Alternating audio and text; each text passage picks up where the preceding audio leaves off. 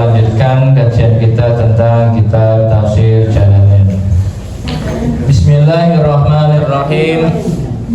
Laisal birra an tuwallu wujuhakum qibalal masyriqi wal maghrib, walakinnal birra man amana billahi wal yaumil akhir wal malaikati wal kitabi wan nabiyyina wa atal mala ala hubbihi tawil qurba wal yatama wal masakin wa ibnas sabil wasailina wa birriqab wa aqamas shalah wa atas zakah wal mufuna bi ahdihim idza ahadu was-sabirina bil ba'sa'i wad dharra'i wa hinal ba's ulaika alladziina shadaqu wa ulaika humul muflihun. Bapak-bapak, ibu-ibu, saudara-saudara sekalian, laisal birra an tuwallu wujuhakum, tidaklah disebut kebaikan ya, an tuwallu wujuhakum, ketika kalian menghadapkan wajah kalian bisolati dalam sholat, kibalal masyriqi ke arah timur, wal maghribi ke arah barat. Nazala raddan alal yahud la alal yahud wan nasara khina za'amu dzalik. Jadi waktu itu orang-orang Yahudi itu mengira bahwa menghadapkan wajah ke satu tempat itu bagian dari kebaikan. Misalnya gini Pak, misalkan Bapak Ibu suka arah, misalnya seneng arah mana?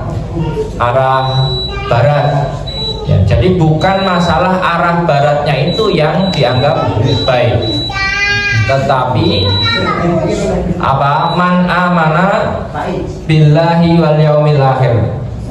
Oh, apa tadi? Lakinnal birra man amana billah. Jadi sebenarnya yang dianggap baik itu bukan ngadepnya, tetapi imannya.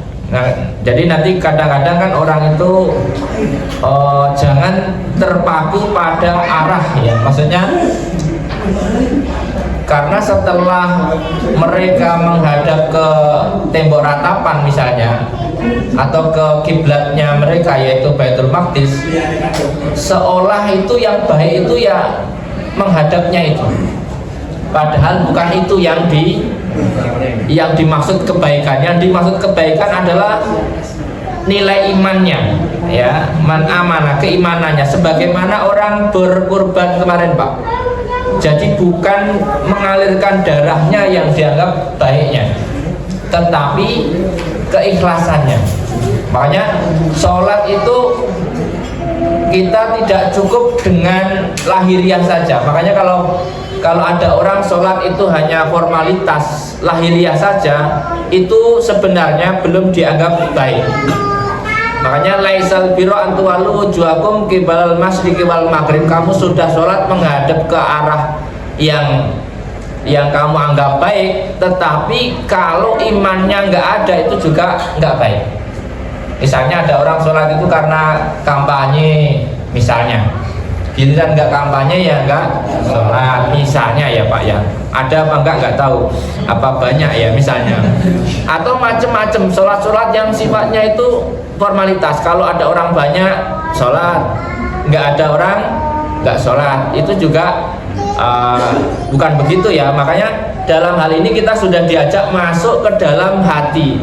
Cobalah yang kamu lakukan dari apapun ibadah itu adalah keimanannya.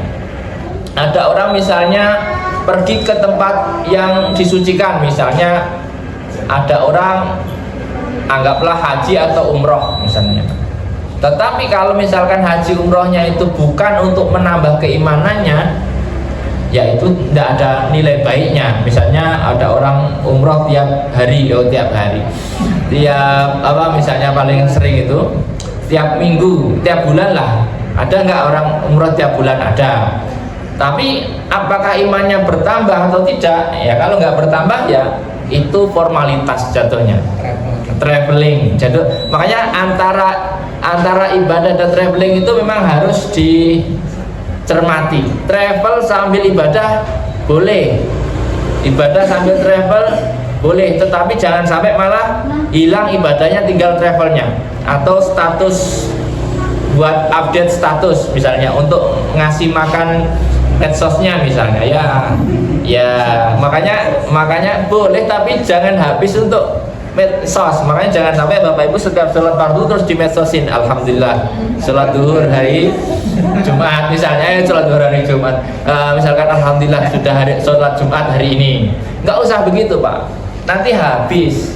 Jadi nggak, kebaikannya jadi hilang. Makanya harus dinilai ibadahnya. Makanya nanti gini, ada istilah sebenarnya menghadap kemana saja itu kan menghadap Allah. Misalkan ada orang ngadep kiblat tapi kiblatnya nggak kiblat amat, sah nggak? Sah Pak, karena yang dinilai itu keimanannya tadi. Anda sholat itu sebenarnya menghadap Allah, bukan menghadap satu titik, bukan menghadap arah. Makanya kalau di dunia ini ada kejadian, karena dulu orang, kalau nggak salah orang Jawa yang dibawa ke Suriname Pak, pernah lihat nggak? Jadi orang Islam di Jawa ketika dibawa ke Suriname dulu itu saking mungkin informasinya kurang, karena di Jawa itu kalau sholat menghadap ke barat, di Suriname masih menghadap ke barat Pak. Padahal Suriname harusnya mungkin ya karena waktu itu belum ada informasi, belum ada GPS misalnya ya, makanya ya seperti itu. Makanya di sini seperti itu juga ketika orang pindah dari Baitul Maqdis ke Masjidil Haram. Nah, kadang ada pihak-pihak yang membanding-bandingkan, lebih bagus ke sini, lebih bagus ke sini. Maka kemudian disebutnya laisal birro antuwallu wujuhakum qibalal masyriqi wal maghrib walakinnal birro man amana billahi wal yaumil akhir wal malaikah wal kitab wan nabiyyin dan sebagainya. Ini diantaranya adalah rukun iman, ditambah dengan wa atal mala, dan memberikan harta ala hubbihi ma'a hubbihi lahu, sementara dia sedang seneng dawil kurba kepada orang-orang yang dekat. Maksudnya sedekah kepada kerabat itu juga penting ya. Kerabat itu ya keluarga dekat lah, barangkali keluarga dekatnya sedang misalnya membutuhkan ya. Wal yatama, dan anak-anak yatim, tentu anak-anak yatim yang fakir ya, bukan anak-anak yatim yang lebih kaya daripada kita ya. Karena ada anak-anak yatim lebih kaya. Makanya kadang ada kerancuan dalam pemahaman masyarakat, dikira itu kalau yatim mesti miskin. Padahal yatim itu adalah anak yang ditinggal orang tuanya yang dia belum balik. Nah kalau anaknya siapa itu yang kemarin hartanya malah nggak kerja 7 turunan mungkin masih cukup misalnya, ya kan itu nggak berhak dikasih.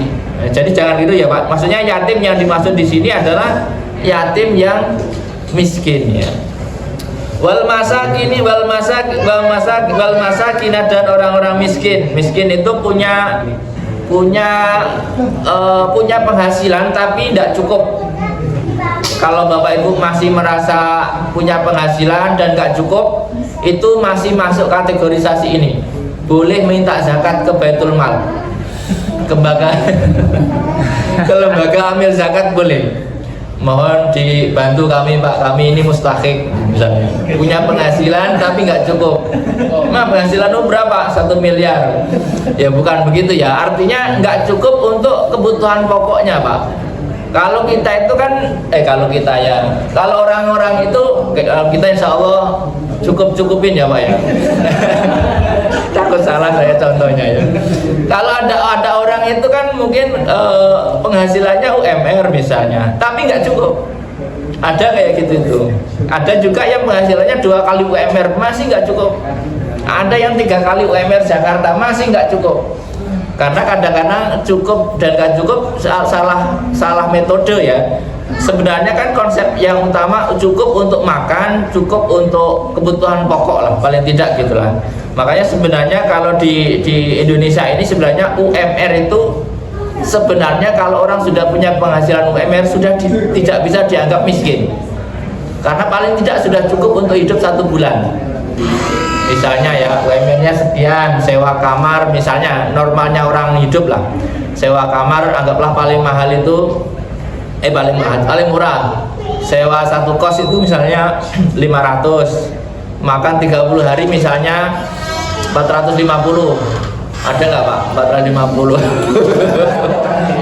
Sekali makan 5.000 tapi ya maksudnya. Ada nggak di Jakarta ini sekali makan 5.000 ya? Kayak nggak masuk akal ya. Jadi anggaplah satu kali makan 25 ya sekarang ya, kalau di warteg atau di ini ya 15 tambah es teh tambah kerupuk, anggaplah gitulah ya. 25 kali 3 sehari itu 75 kali 30 berapa tuh? Habis Pak gaji. untuk makan saja ya, itu cuma cukup untuk makan sama bayar kamarnya. Makanya ya memang, tapi kan nggak kurang Pak, cukup dong, jadi nggak masuk miskin ya. Ya jadi makanya tinggal pinter-pinternya ngatur supaya makan itu nggak banyak. Bagaimana ya, satu hari 5.000, nggak tahu. Nggak tahu gimana caranya ya, makan apa satu hari 5.000 ya.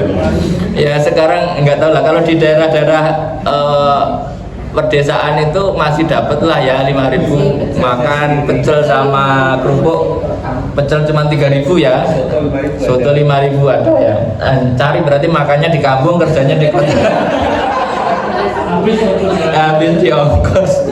Ya itulah namanya ya, bagian dari kehidupan ya. Jadi yang penting adalah memberikan sebagian harta kepada kerabat, kepada anak yatim, miskin, ibnu sabil. Maksudnya jangan lupa berderma Pak. Meskipun kita mungkin tidak terlalu banyak punya harta, tetapi jangan lupa derma. Meskipun ya sebagian, nggak harus tiap hari, tetapi paling tidak sebagian kadangkala gitu ya. Misalnya ya kadangkala ngisi kotak amal, kadang-kadang tidak apa-apa Pak. Jadi tapi jangan sama sekali tidak, nanti lupa. Ya kira-kira begitu. Dawil kurba wal yatama wal masakina wabna sabil, dan anak orang-orang di perjalanan. Misalnya harusnya memang orang yang misalnya dalam perjalanan, misalnya ada pengungsi, orang nyari apa, itu perlu juga kita bantu ya. Wasailina, dan orang-orang yang minta-minta. Orang-orang yang minta-minta itu ya boleh kita kasih Pak. Ya maksudnya kenapa sih orang minta-minta? Harusnya orang minta-minta itu dia memang nggak punya, harusnya. Tetapi karena keasikan minta-minta, sudah punya pun masih minta-minta. Ya itulah yang menjadi masalah sekarang. Mau dikasih itu kita seudon kalau dia miskin, ya nggak kasih kita terlalu husnudon kalau dia kaya gitu ya. Iya, makanya ngasihnya jangan rutin, berkala. Kalau ada orang yang istiqomah datang ke rumah Bapak, ada loh Pak, orang itu sudah menandai ada, makanya itu perlu dikasih istilahnya apa ya, shock terapi. Kadang dikasih, kadang tidak. Hari ini libur ya Pak, itu aja. Jadi jangan dimaki-maki, karena kalau takutnya kalau pas kita maki-maki ternyata dia memang hari itu dia miskin beneran misalnya, kan takutnya malah kita yang salah. Ya bilang aja supaya mereka nggak menganggap jadi rutinitas, kayak dia ngambil pungutan liar rutin gitu ya, janganlah ya.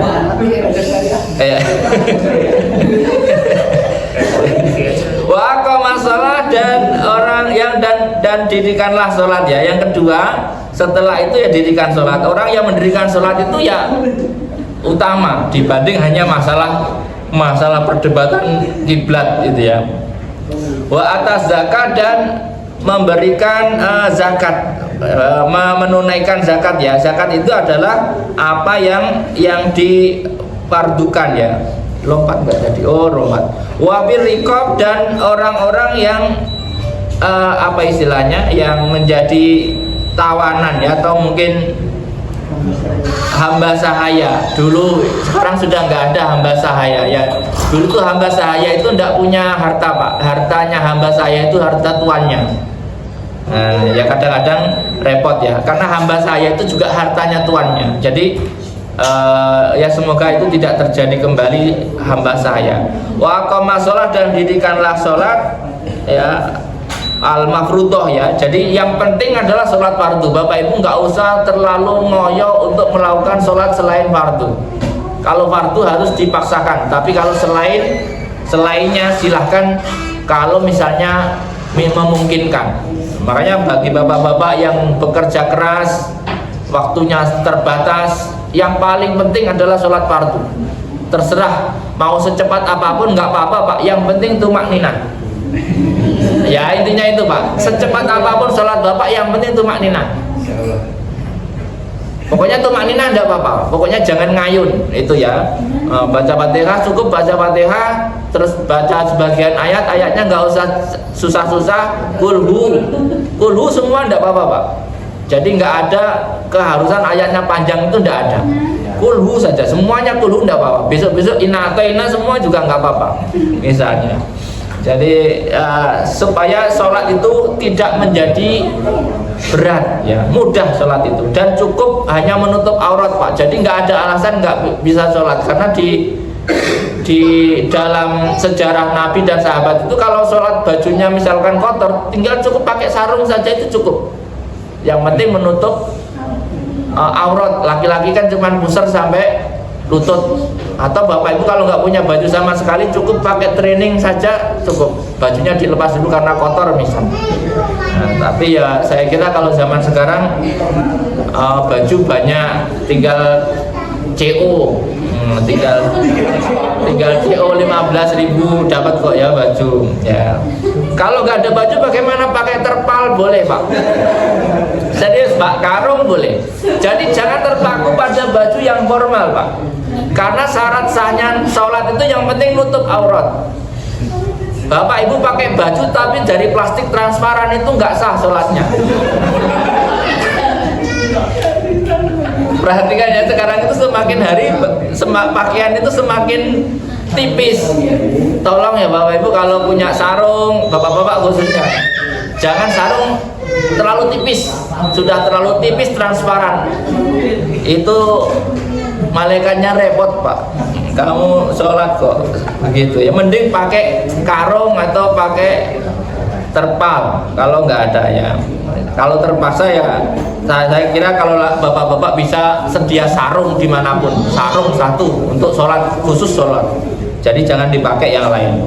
Biasanya orang-orang desa dulu itu ke sawah itu mesti ada sarung satu, sarung pesek supaya nggak kena hujan.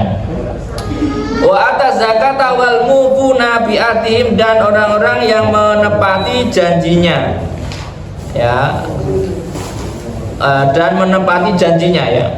Artinya kalau berjanji itu tepati, jadi itu baik.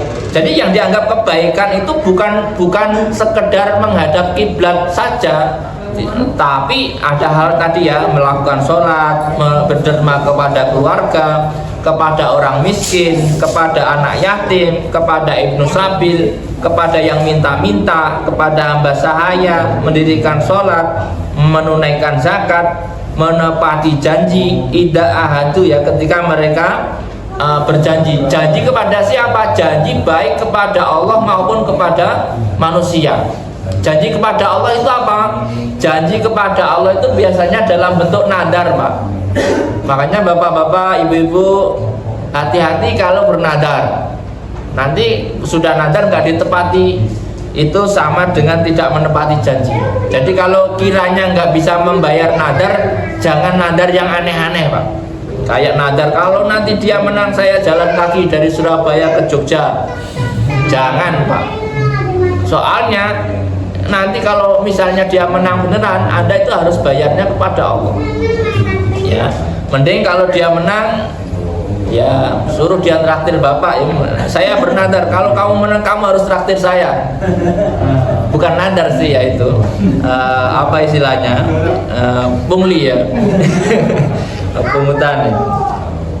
Kemudian idah dua sobirina, dan orang-orang yang sabar. Nasabun alamati fil baksa, orang-orang yang sabar menghadapi kesusahan. Di sini dikatakan sidatul fakir, orang-orang yang sabar ketika dalam kondisi fakir. Sabar itu artinya bukan berarti terus nggak bekerja ya Pak. Maksudnya kalau ada orang fakir, kenapa kamu nggak kerja? Saya mau bersabar. Ya tambah lama fakirnya. Artinya sabar itu karena fakir itu ada waktunya. Kita itu kadang butuh waktu untuk keluar dari kefakiran itu. Meskipun sudah bekerja kadang-kadang nggak dapat kecukupan. Kalau fakir ini anggaplah mungkin kalau sekarang fakir modern itu adalah orang-orang yang proses mencari kerja. Karena orang-orang belum punya kerjaan itulah, belum punya penghasilan itulah yang disebut fakir. Tapi kalau sudah punya pekerjaan, punya hasil tapi nggak cukup, itu ranahnya miskin. Wadoroi, dan sabar terhadap susahnya sakit. Bapak Ibu, kalau sedang sakit kita dimohon untuk bersabar. Sabar itu artinya sabar untuk menjalani proses sampai sembuh. Bukan berarti terus nggak berobat juga ya Bapak. Jadi kalau kita sakit, sabar kita itu ya kalau sakit jangan terus kemudian marah-marah. Kadang-kadang ada orang sakit tuh marah-marah Pak, ini dan sebagainya. Padahal misalkan kadang sudah minum obat nggak sembuh, lalu kemudian kadang-kadang yang dimarahin itu dokternya. Dokter gimana sih kok nggak sembuh-sembuh? Ya kadang sebagian orang seperti itu. Makanya ikhtiar kita tetap jalan, tetapi kita harus bersabar atas ketentuan Allah. Wahinal ba'si, dan ketika terjadi peperangan fisabilillah. Jadi misalnya orang-orang yang sedang berperang fisabilillah, misalkan mempertahankan kedaulatan negaranya atau perang-perang yang sifatnya wajib, maka dalam kondisi perang itu mesti nggak enak Pak. Bapak Ibu lihat minggu-minggu ini video-video susahnya orang yang sedang berperang, nggak enak Pak. Apalagi orang yang perangnya itu nggak selesai-selesai Pak, bertahun-tahun. Bapak bisa bayangkan negara yang terjadi peperangan itu tidak seenak negara kita Pak, yang damai seperti ini. Maka sebenarnya kita itu adalah masa menikmati bebas dari susahnya peperangan. Karena dulu sejak lama sebelum kemerdekaan itu nenek moyang kita itu susah, mau sekolah susah, mau makan saja susah, mau nyimpen padi saja susah. Bapak Ibu nggak tahu punya cerita nggak orang tuanya kalau nyimpen padi sampai ditaruh di bumbung? Ada yang pernah nemu cerita begitu? Di bumbung itu di bambu yang sudah kering tua, lalu dilobangi, lalu padinya dimasukkan situ supaya nggak dirampas sama kolonial. Saking dulu itu nyimpan barang saja itu susah, karena kalau ada hasil pertanian itu dirampas. Jadi makanya kalau zaman perang itu tidak enak Pak. Jangan berharap ada perang Pak di negara kita ya. Orang-orang yang lain saja nggak berharap perang, dapat perang loh Pak. Tiba-tiba perang, hancur semua Pak, nggak ada yang enak, kira-kira seperti itu, pada lari dan sebagainya. Ulaika alladzina shadaku, orang-orang yang disifati dengan sifat-sifat tersebut itulah orang-orang yang sungguh-sungguh ya fi imanihim, dalam imannya, atau dalam pengakuan kebaikannya. Jadi kalau Anda mengklaim Anda baik, itu paling tidak sudah melakukan sifat-sifat yang tadi.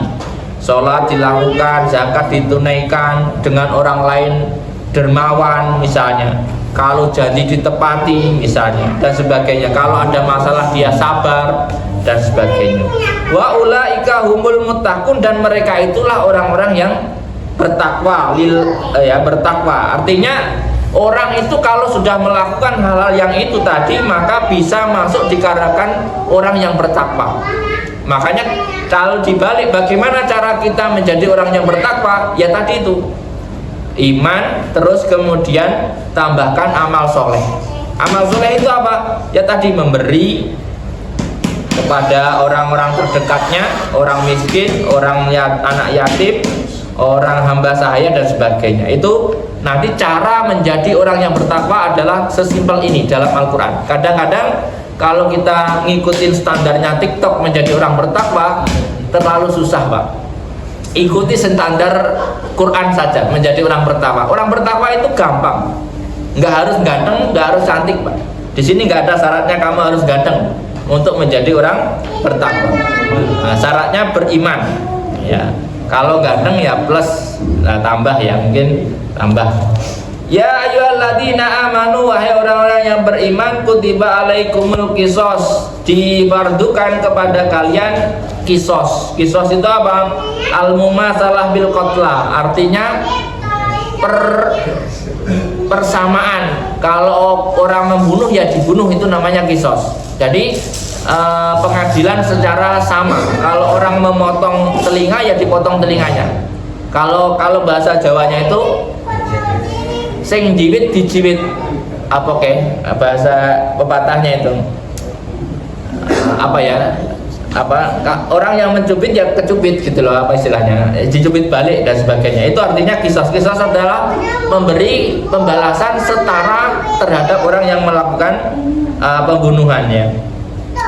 Wasfan bil al-khuru bil khuri, kalau yang dibunuh itu orang merdeka, maka dari mereka juga harus merdeka. Misalkan dalam peperangan itu, dalam konflik dulu itu, karena seringnya konflik itu antar suku Pak dulu itu, makanya dulu itu misalkan ada suku A dibunuh, maka suku B juga harus dibunuh.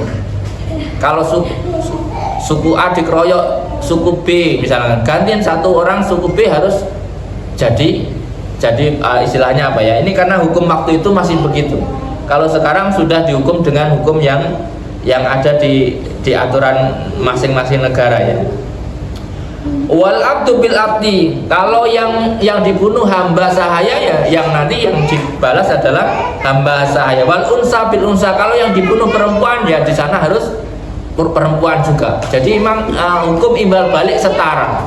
Jadi nggak boleh juga misalnya yang di sini dibunuh jenderal, ini contoh ya Pak, di sini yang dibunuh jenderal, maka kemudian yang di sana harusnya juga jenderal. Kalau dengan hukum kisos supaya apa, setara.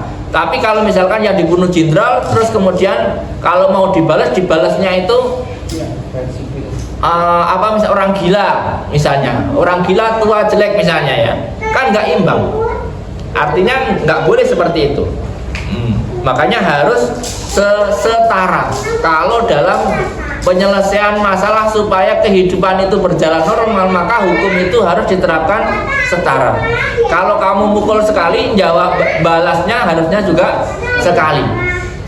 Nah, tapi kan kadang-kadang di dunia ini mukul sekali, balasnya berkali-kali.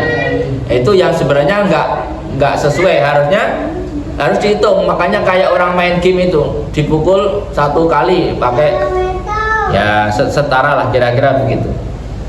Wa bayanat sunnah anadzikr yaqtul biha wa annahu ta'tabil masalah fitin fala yuqtal muslim walau abdan bi kafir walau qur'an. Jadi bahkan kalau yang dibunuh itu orang muslim, nggak boleh ditukar dengan yang mereka itu dari orang kafir, saking beda kastanya dalam kategori nilai. Makanya kalau dari suku A ini yang terbunuh orang muslim, maka dari suku yang membunuh itu nanti harus yang diserahkan adalah orang muslim juga yang harus dibunuh. Pokoknya dulu itu saking dunia dulu itu selesainya harus dengan perang Pak.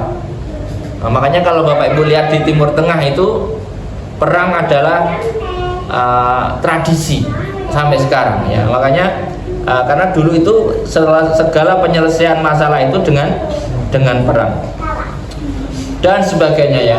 Fattiba'um bil ma'ruf, maka ikutilah bil ma'rufi dengan baik ya. Atau misalnya tidak terjadi begitu dengan apa, bi ayu talibahu bidiyah pala ana wa tertib dan sebagainya. Atau kalau misalnya dia nggak mau dibunuh, maka bisa diajukan dengan pembayaran diyat. Artinya gini, pernah terjadi kasus seorang TKW dari Indonesia membunuh orang Arab.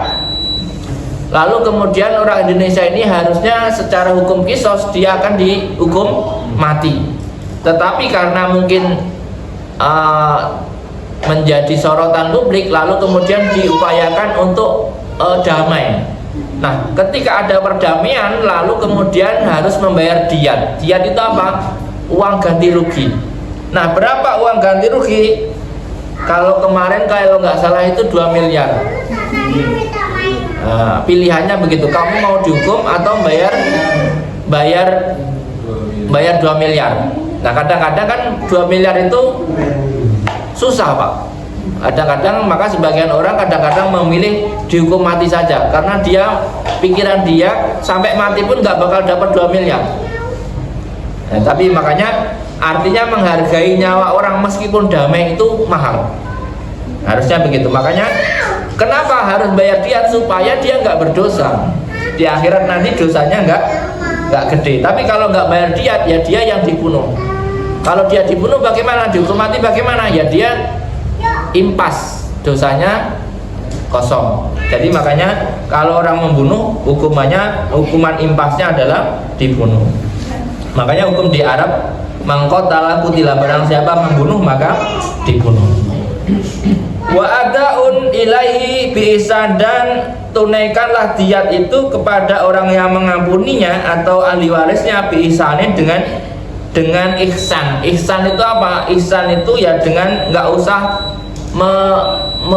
menunda-nunda, dan jangan juga terlalu murah. Misalnya orang terbunuh, damai saja, tak bayar 100.000, ya nggak boleh Pak. Keluarga yang ikhlas pun kalau diajak damai mestinya harus menghargai nyawa yang kerabatnya tadi. Nggak boleh mentang-mentang keluarganya sudah mati, Anda terus lumayan dapat 1 juta, itu berarti Anda setuju dengan itu. Makanya harus agak disesuaikan dengan permintaan yang masuk akal. Ya nggak harus 1 triliun juga Pak. Ya misalnya berapa kesesuaian yang sesuai. Karena biasanya tergantung permintaan orang yang mau damai itu. Nah, kalau di Arab terakhir kemarin itu, kalau dikuruskan ke rupiah itu sekitar 2 miliar. Bagi orang Arab mungkin 2 miliar itu tidak terlalu banyak bagi mereka ya. Bagi kita mungkin sudah sangat banyak dan sebagainya ya. Al-hukmu al-madhkur min jawasil qisas wal afu anhu ala diyat. Makanya dalam ayat ini ada kebolehan melakukan qisas atau melakukan dengan diyat. Boleh dengan hukum qisas, boleh juga dengan hukum damai. Kalau damai ya harus bayar. Tahfifum min rabbikum, sebagai keringanan dari Tuhanmu, wa rahmatun, dan rahmat ya bikum haitsu wasa'a bidzalik, ini sebagai rahmat dalam penentuan hukum Islam supaya enggak terlalu susah ya. Famani tada, barang siapa dolim dzulmul qatil ya bi an qatalahu ba'da dzalik, barang siapa setelah itu melakukan kembali, falahu adabun alim, maka bagi pelaku itu adalah adab yang sangat pedih fil akhirati, di akhirat, binari dengan neraka, dan di dunia dengan al-qatl. Barang siapa melakukan lagi maka akan dibunuh. Jadi gini Pak, contohnya orang sudah pernah membunuh lalu kemudian damai, sudah bayar diat, lalu bunuh lagi, maka itu sudah tidak ada diat lagi, maka harus dibunuh. Jadi kalau dia sudah membunuh kedua kalinya, maka hukumannya harus hukuman mati, karena itu sudah berpotensi menjadi kebiasaan. Itu nggak boleh.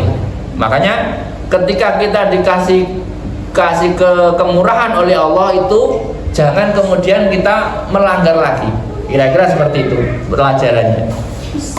Walakum bil qisasi hayatun, dan bagimu bil qisasi, dalam urusan kisos itu hayatun. Artinya apa?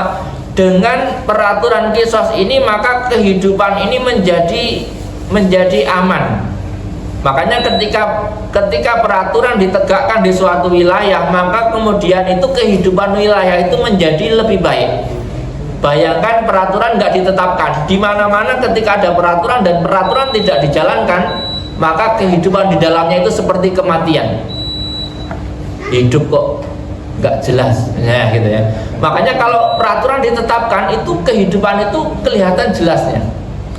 Ya kira-kira artinya begitu. Walakum bil qisasi hayat ya ulil albab, wahai orang-orang yang mempunyai akal ya. Li anal qatil idza alima annahu yuqtal, karena ketika orang yang membunuh tahu bahwa akibat apa yang dilakukan adalah dibunuh juga, maka dia akan berpikir berkali-kali. Kalau dalam bahasa hukum ini disebut efek jera. Maka tujuan atau maqasidus syariah dari hukum artinya itu efek jera. Apapun kalau nggak ada efek jeranya maka dia akan mengulangi lagi. Ya, kira-kira seperti itu. La'allakum tattaqun, barangkali dengan hukum kisos itu la'allakum tattaqun, kalian menjadi orang yang bertakwa. Kutiba alaikum idza hadara ahadukumul maut, kutiba difardukan bagi kalian idza hadara ahadukumul maut, ketika datang kepada kalian kematian, atau artinya tanda-tanda kematian. Apa itu tanda-tanda kematian atau sebab-sebab kematian? Tanda-tanda kematian itu yang paling jelas adalah umur, Pak. Jadi kalau ada orang sudah umurnya sudah 70, 80, itu dianjurkan berwasiat. Intaroka khaironil wasiat, ketika dia punya harta dianjurkan wasiat. Jadi wasiat ini perintah Allah bagi orang-orang yang punya harta, Bapak Ibu ya. Jadi tidak semua orang harus wasiat. Nggak ada wasiat itu bayar utang, nggak ada. Jadi, nak, saya mau ngasih wasiat kepadamu, utang bapak kepada si A, si B, si C, itu bukan wasiat. Wasiat itu di sini katakan intaroka khairon, ketika meninggalkan sebuah kebaikan, yaitu harta. Kalau orang punya harta banyak dianjurkan berwasiat kalau sudah mendapati tanda-tanda kematian. Tanda-tanda kematian paling jelas adalah umurnya sudah 60 lebih, disarankan segera nulis surat wasiat. Atau sudah sakit-sakit yang tidak sembuh, tidak mungkin sembuh, atau sakit-sakit yang berpotensi sudah mendekati ketentuan. Ada kan Pak sakit-sakit yang kata dokter ini tidak bisa diharap kesembuhannya, tinggal menunggu waktu. Nah itu harus sadar diri, segera memberikan wasiatnya. Marfu bi kutubin muta'alliq kanat darbi dan sebagainya, lil walidaini wal aqrabina bil ma'ruf, kepada kepada orang-orang sanak keluarganya ya, yang dekat secara ma'ruf ya, secara umumnya. Tetapi nanti di dalam hadis dijelaskan la wasiata liwaris ya, tetapi tidak ada wasiat kepada ahli waris. Jadi perlu dipahami juga bahwa wasiat ini dulu syariat sebelum adanya hukum waris. Dulu itu nggak ada hukum waris, maka kemudian orang kalau mau meninggal itu wasiat. Nah, karena sekarang sudah ada hukum waris, maka wasiat itu tidak boleh lebih dari sepertiga hartanya. Jadi wasiat itu maksimal sepertiga dari hartanya. Kalau orang punya warisan 1 miliar, maka wasiat maksimalnya itu sepertiganya, 33,3%. Ya misalnya begitu ya. Misalnya karena bapaknya semangat, nak nanti kalau saya mati uang saya ini buatin masjid misalnya, maka wasiat ini boleh ditunaikan asal tidak melebihi sepertiga hartanya.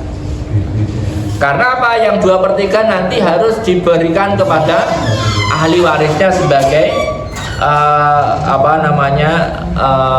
harta warisannya ya. Hakon alal mutakin, itu adalah hak bagi orang-orang yang bertakwa ya. Wahada mansuh bi ayatil miras, dan ayat ini dinasakh dengan ayat tentang warisan. Jadi ayatnya masih ada Bapak Ibu, tetapi hukumnya ini tidak ada. Artinya wasiat ini wajib atau tidak? Tidak, karena sudah dinasakh.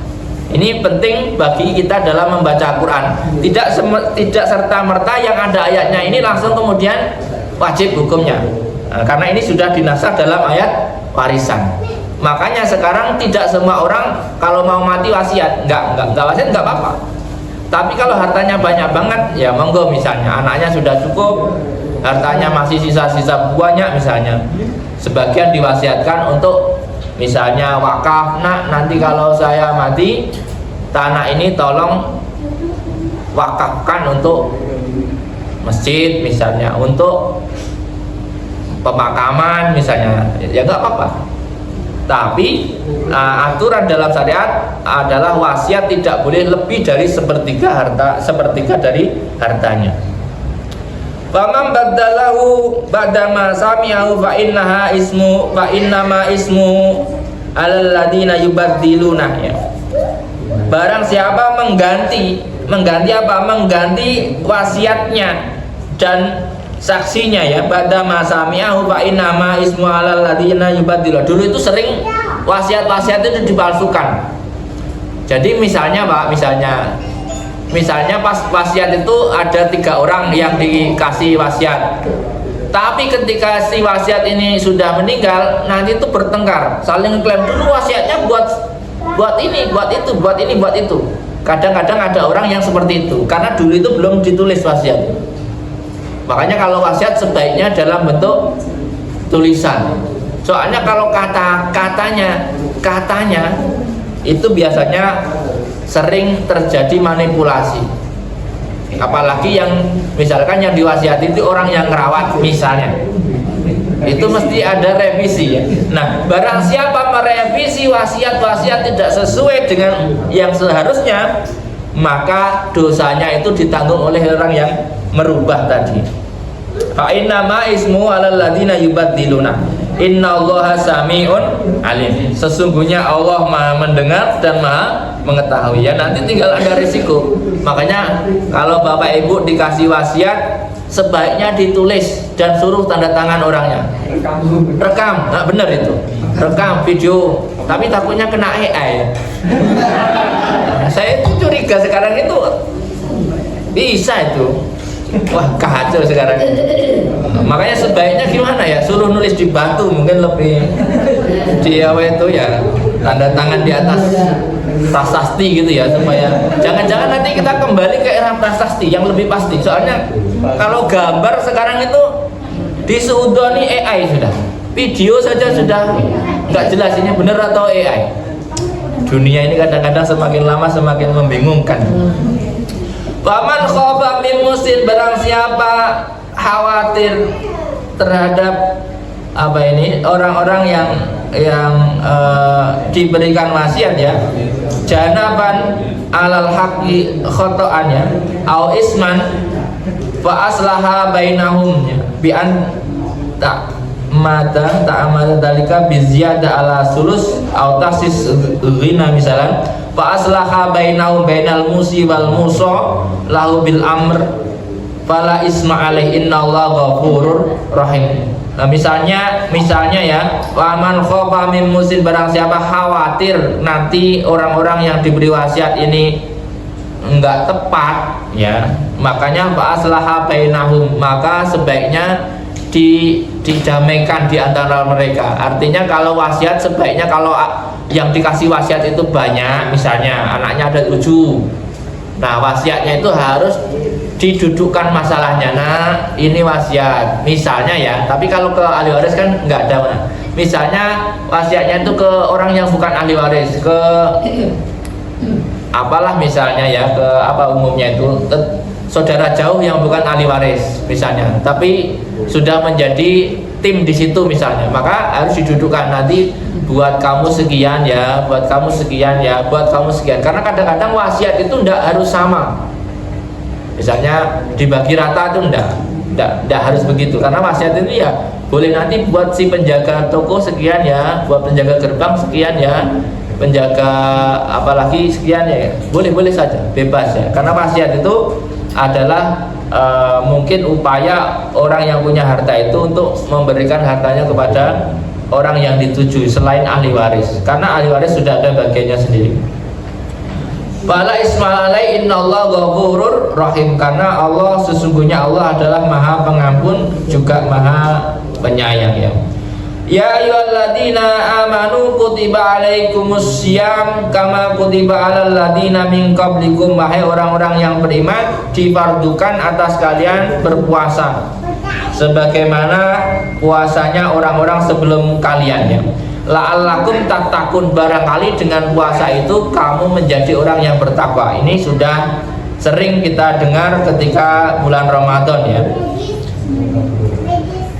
Ayyamam ma'dudat, puasa itu hanya hari-hari yang terhitung.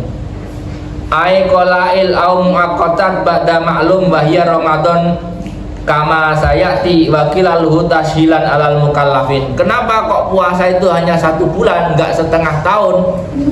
Bapak Ibu bisa bayangkan kalau puasa itu setengah tahun Pak, pahalanya banyak banget Pak. Cuman ya nggak produktif nanti kehidupannya. Terus mau THR-an kelamaan, setengah tahun baru THR-an, kelamaan ya Pak ya. Jadi makanya sebenarnya 1 bulan itu sedikit dibanding umat-umat sebelumnya yang lebih dari 1 bulan Pak.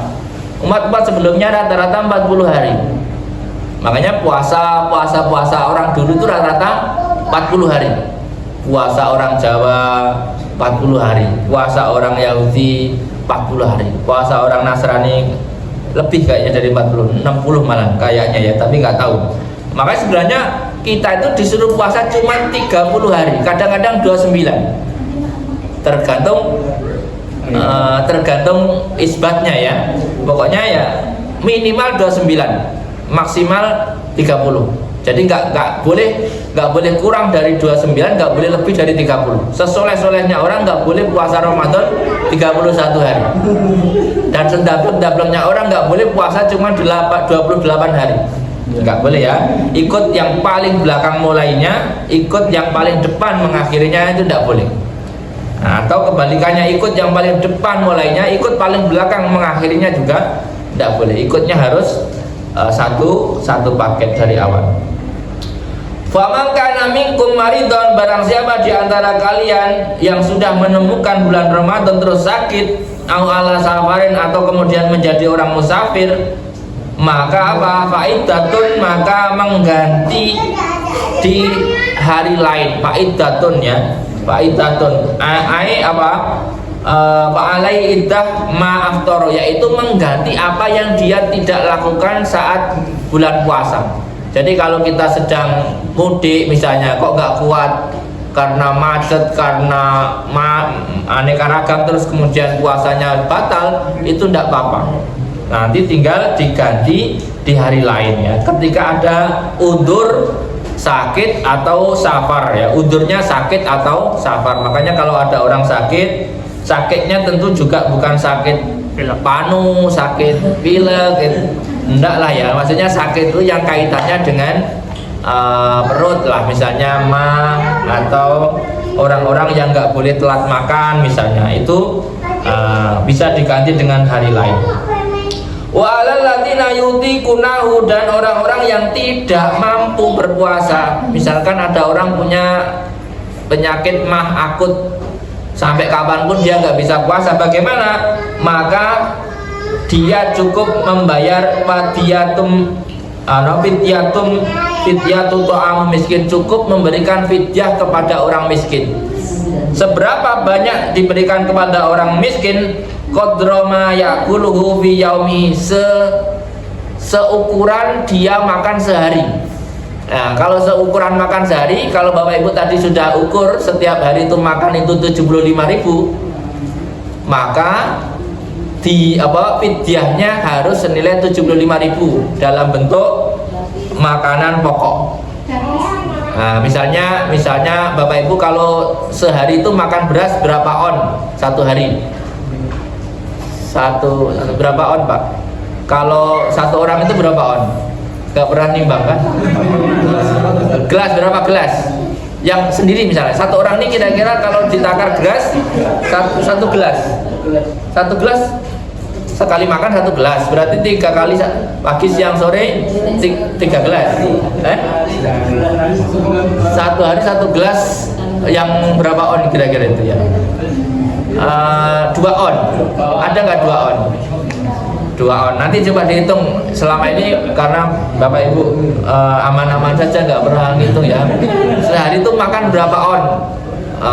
Kira-kira kalau gampangannya, kalau diuangkan, kalau Bapak Ibu makan dengan uang beli, maksudnya sehari itu kalau makan misalnya nasi itu 5.000, satu bungkus nasi 5.000. Masa nasi doang kan ya enggak, maksudnya kalau ini mestinya ya yang Anda makan sehari itu kan bukan hanya nasi doang, tapi kan ada lauknya kan. Nasi padang 12. Anggaplah 12 ya. 12 kali 3, 36.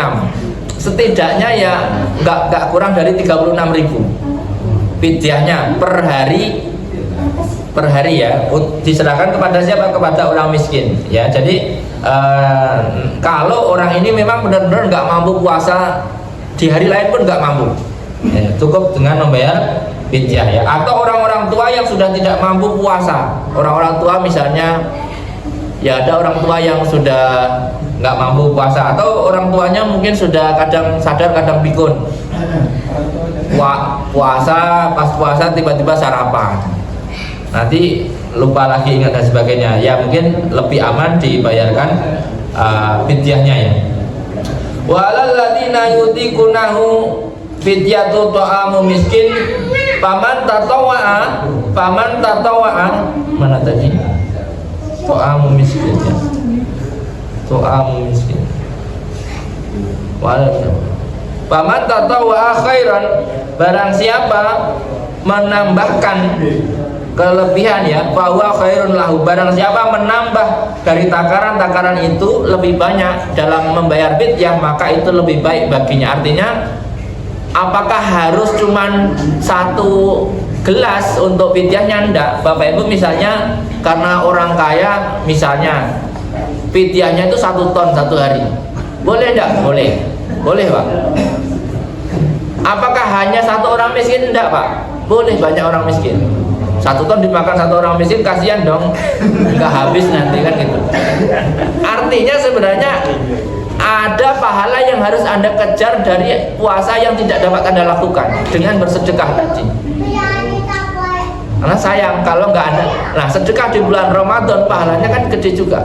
Makanya kapan fidyahnya diserahkannya saat itu.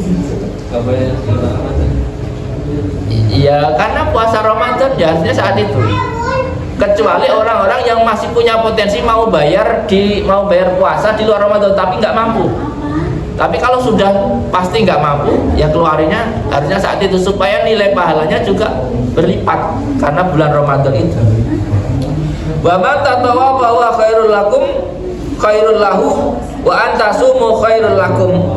Dan adapun kalau kalian mau puasa, maka itu lebih baik bagi kalian. Misalnya ada orang agak berat puasa tapi tetap puasa, ada orang safar tapi tetap puasa, maka pahalanya lebih baik lagi.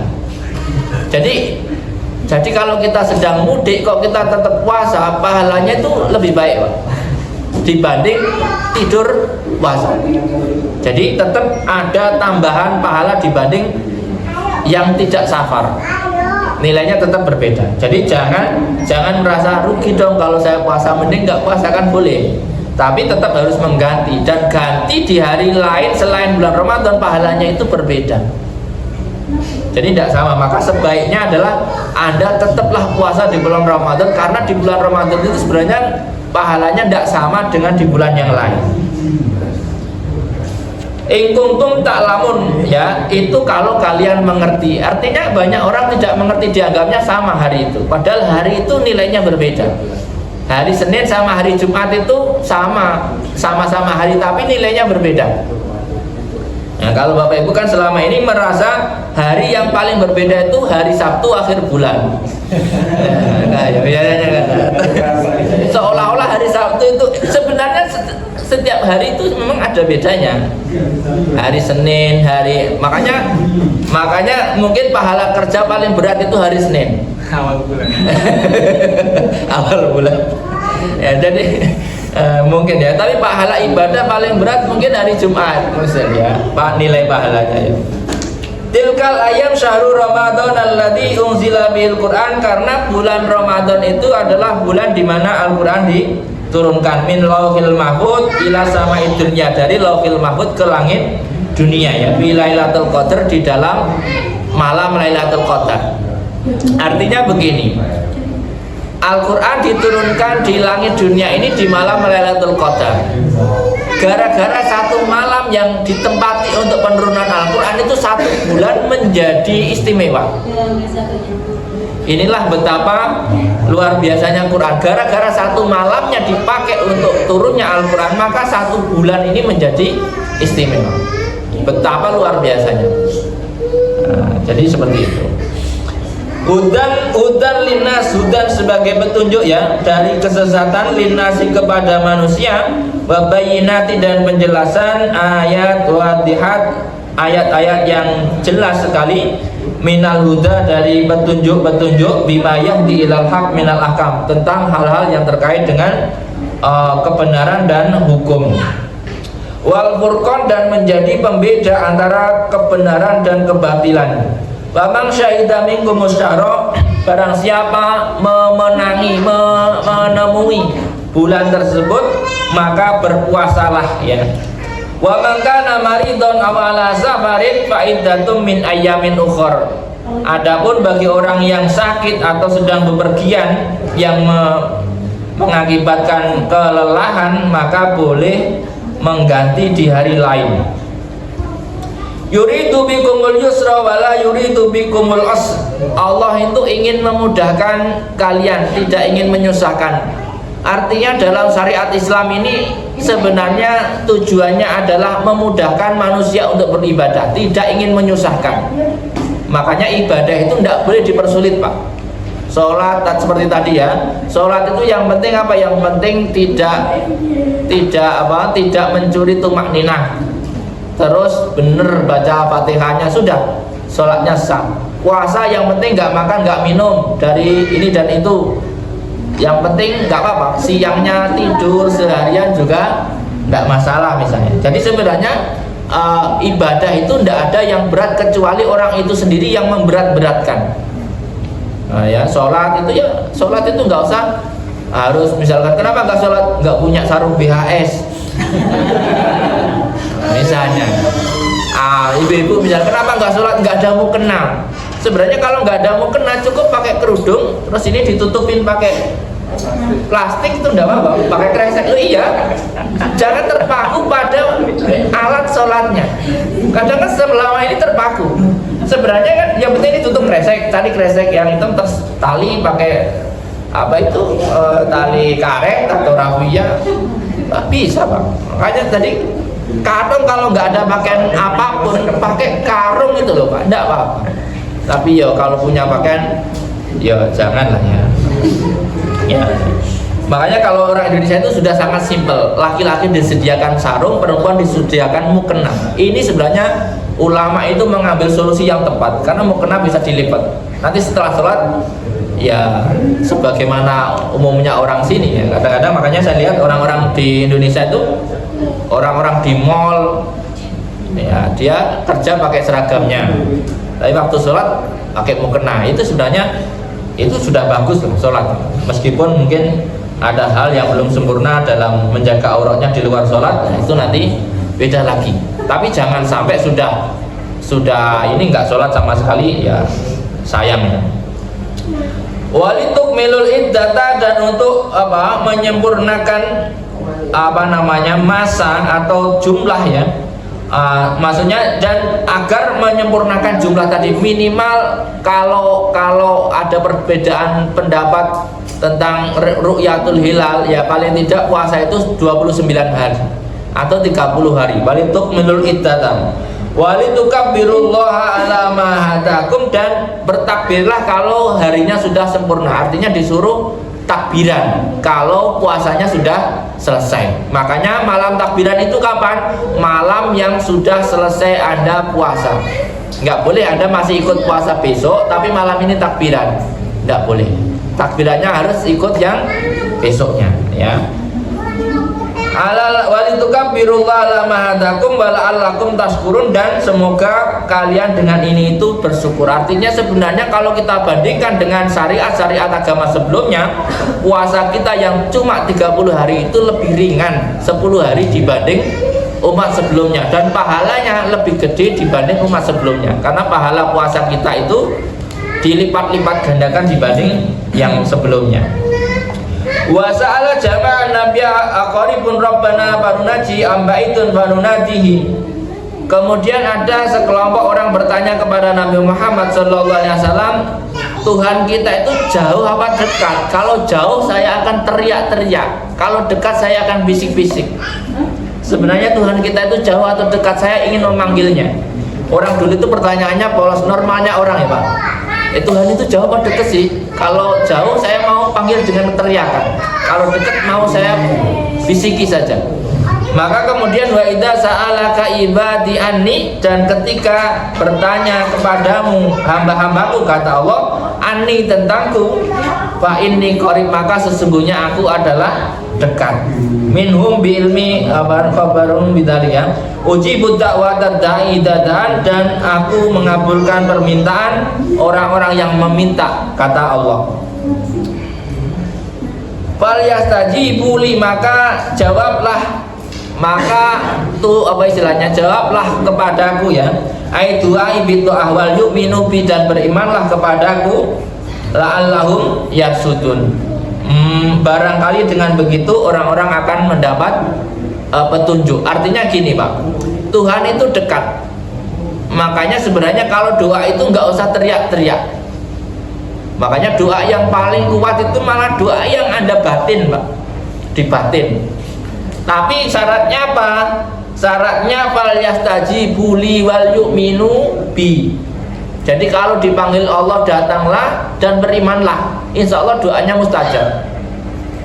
Jadi kalau Bapak Ibu ingin doanya mustajab bagaimana? Kuatkan keimanannya dan penuhi permintaannya.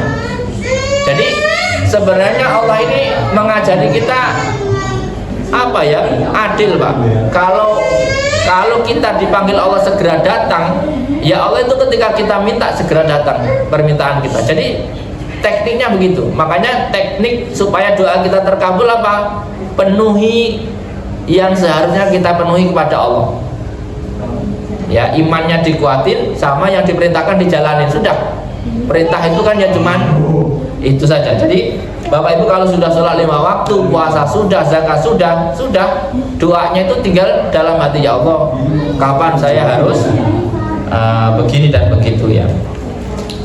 Ukhila lakum lailatas siyami rafasu ila nisaikum unna libasul lakum wa antum libasul lahun wallahu alam bisawab ya.